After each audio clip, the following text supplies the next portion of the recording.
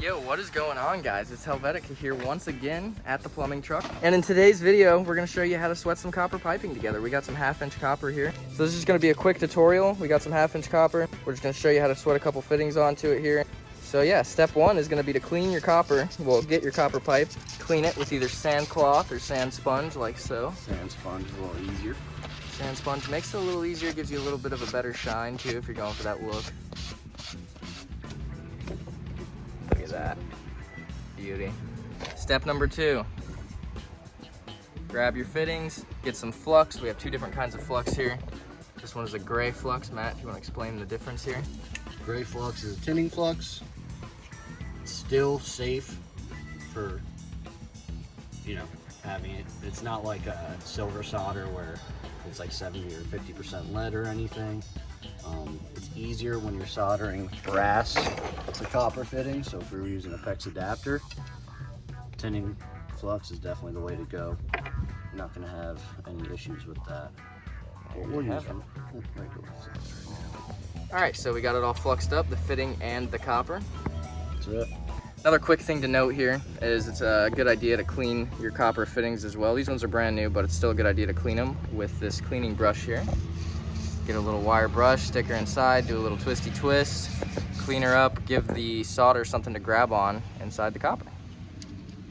And that's how you do that. Then add your flux. Beautiful. Step 3, soldering. Take your torch, preferably one that has a working igniter. And begin to heat the hub of the fitting. You want to heat this part here to bring the solder in to the fitting. Yeah, you don't want to heat up the pipe. You want to heat up where you want the solder to go. So you can see it's starting to turn color. And then you can start kind of tap her until she takes. You can see it's starting to take.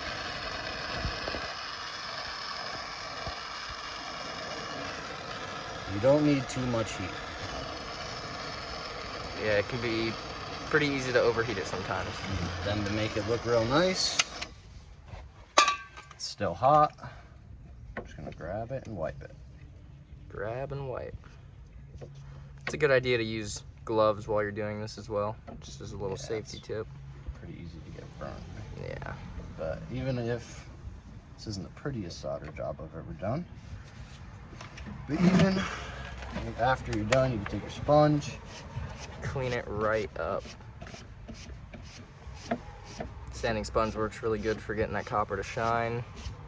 Get all those burn marks and flux marks off of it. You can tell it's a good solder job because on the inside you could actually see the solder. So you can see that silver ring on the inside, and that is basically letting you know that the solder has taken and applied itself all the way around the hub of the fitting. So here's a view of inside the fitting as the solder takes. You can see the flux heating up, turning to liquid. And you can see it's starting to turn gray already. That's because I used the tinning flux on this. That's the gray flux. And we're gonna start adding a little solder. There you can see it coming in.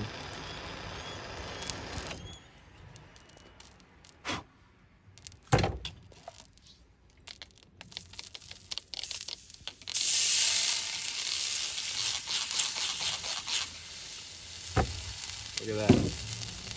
Full ring, circle, all the way around the fitting. Check the outside. And that's how you can tell if the solder has taken successfully all the way around the fitting. She's ready to go.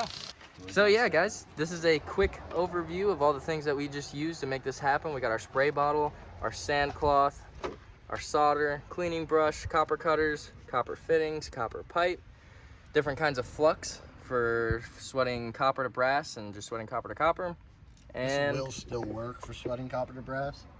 Just because everything's lead free now, it makes it a little harder. So this will make it a little easier when sweating copper to brass. And then of course channel locks to hold fittings or anything like that because it gets hot. And your torch and map gas.